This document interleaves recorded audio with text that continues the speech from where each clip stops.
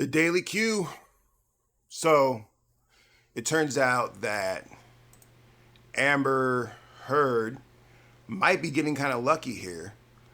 Turns out that Johnny Depp is coming out and saying that he is not going to take I guess it's around 8 to 10 million. I don't even know what the exact amount is these days from her in the defamation lawsuit, saying that it was never about the money, it was about the message. That right there is just rich people toxicity at its finest. The ability to hire a top-notch law team, go through all this just stuff, the research, all the data, all this stuff. It probably costs millions and millions of dollars for what Johnny Depp had to pay for this case. And he's not even going to have her cover the legal fees.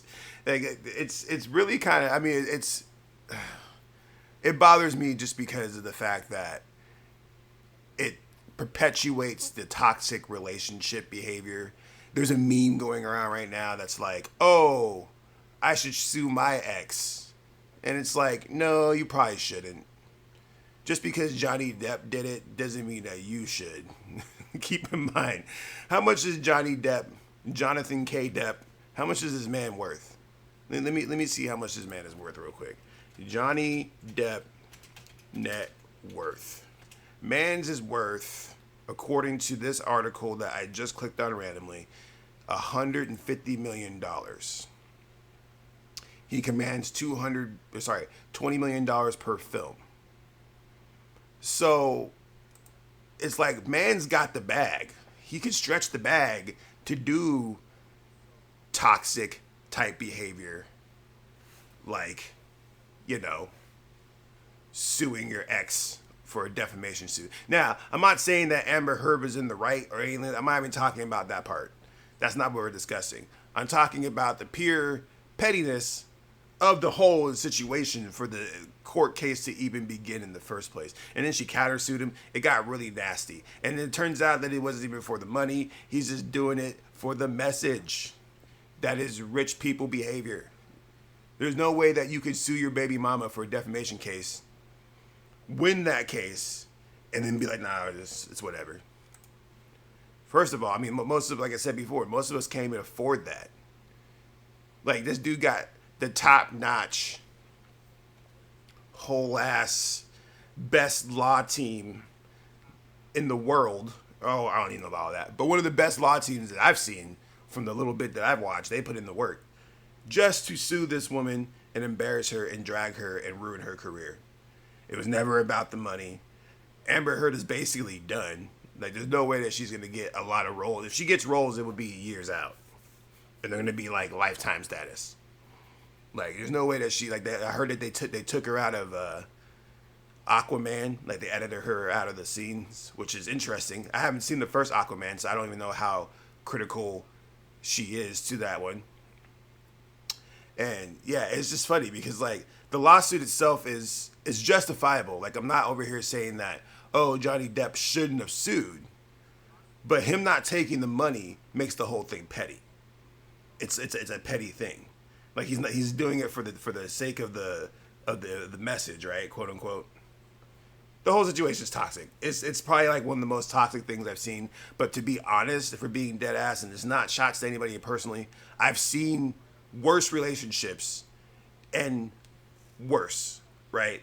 Just, I've seen really toxic people in really toxic relationships, and then how those end up to where it's like, man, ugh.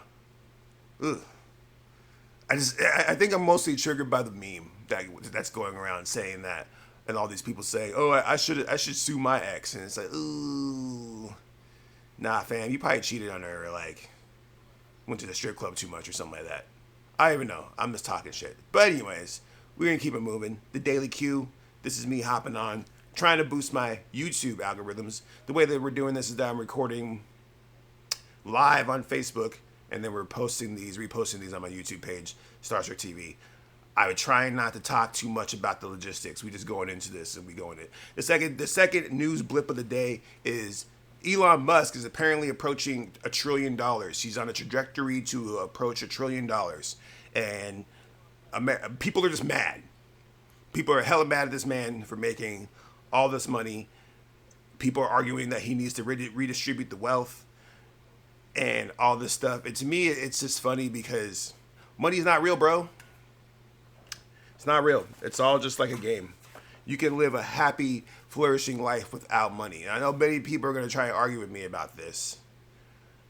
But the point is that it's all just a game. And hell, once you hit $1 billion, it's like you won, right? Like you've accomplished, you've won the money achievement in the game of life, right? You got now you're in the bonus rounds.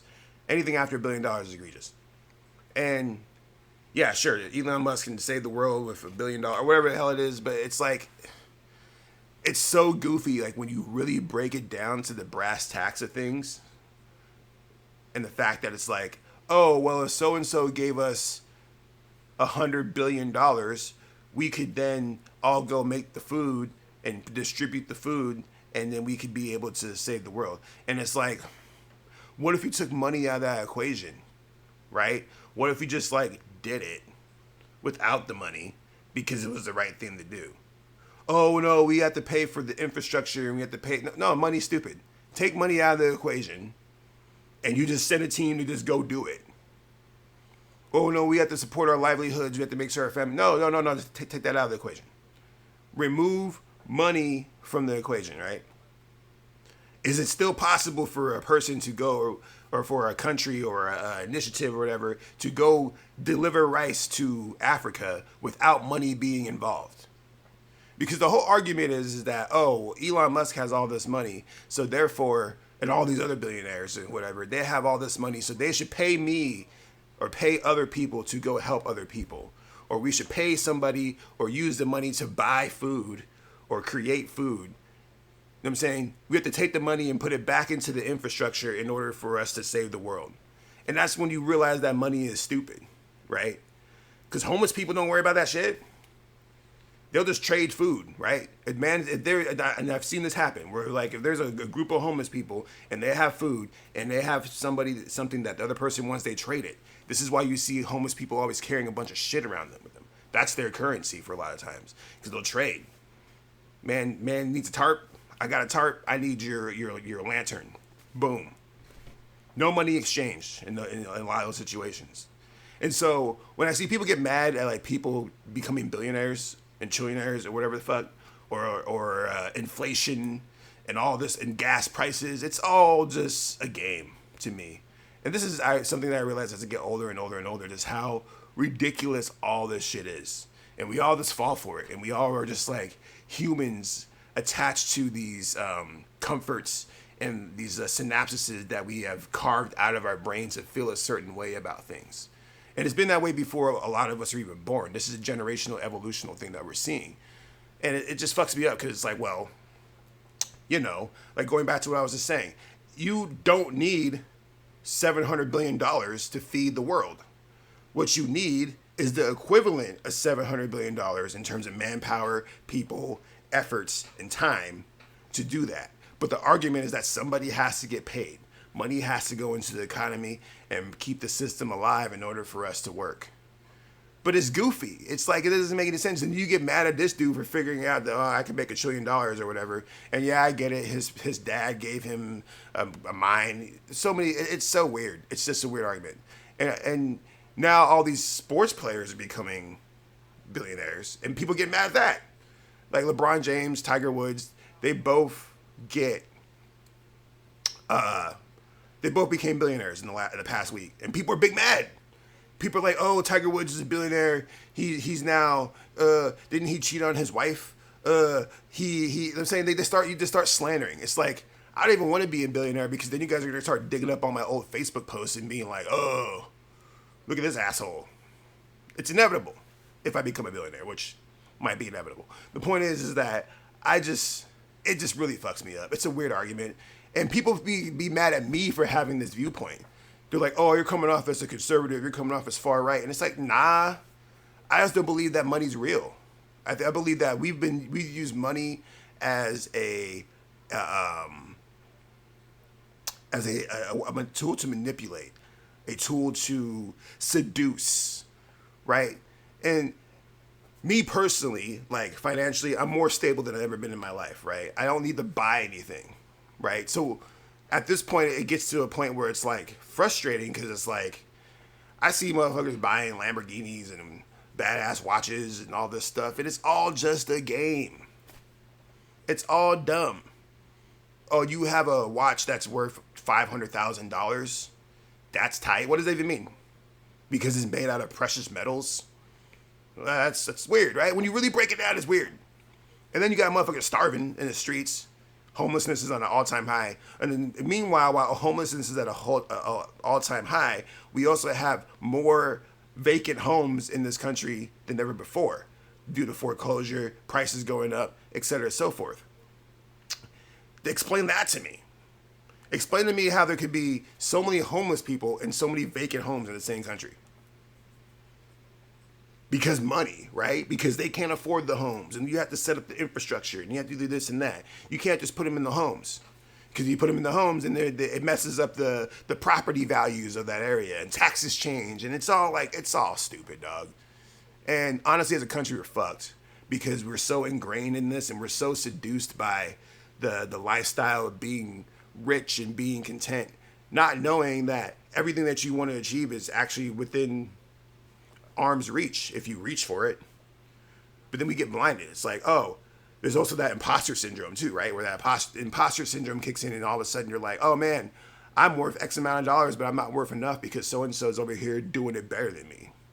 So now I got to go harder. Or Elon Musk just became a trillionaire. I wish I could be like Elon Musk. I would have $1 trillion. You don't even know what you would do for $1 trillion. I don't even know what I would do for $1 trillion. I don't think he even knows what he's going to do for $1 trillion. Why? Because money's not real. It's all fake, bro. So don't let that shit stress you. And I see people getting stressed about it. People getting stressed about the bag. But me personally, like I said, I've been broke my whole fucking life. Ever since I was an adult, at 18 years old, I've been in the negative my whole life. And my life has been awesome. I've done amazing shit. Despite all that, I'm out here doing incredible stuff now because now I am more financially stable. But that's only because it's a peace of mind, right? Because this is things that I've come to realize over the years, that most of my mental health issues, my anxiety, depression, even my delusions of grandeur are all attached to financials and economic status. It's never because of my friends. It's never because of the people who love me. It's never because of how people feel about my music. None of those things affect me mentally because those are all internal sources, internal values, right? But that external shit, the how much money you got and how big your house is and how fast your car goes, that be fucking people up. But it's all made up. Our brains are the ones who created all this, which is something that people don't seem to understand, is that your brains are the ones who create all this shit, right? Your brain named itself. Everything that we know right now, we experience in this world, is because of our brains. So then you already have a brain. You have a brain right now. You wouldn't be able to hear or see or process any of this if you didn't have a brain. So knowing that, you should be able to achieve and manifest just about anything you want in this life just by asking your brain, following the universe's path and achieving it. This is something I just recently learned. And I wish I would have known this when I was younger. I wish I was on more of a conscious, spiritual plane that I'm on now, to where I just manifest shit and it just happens. I don't even worry about it. I don't stress anything anymore.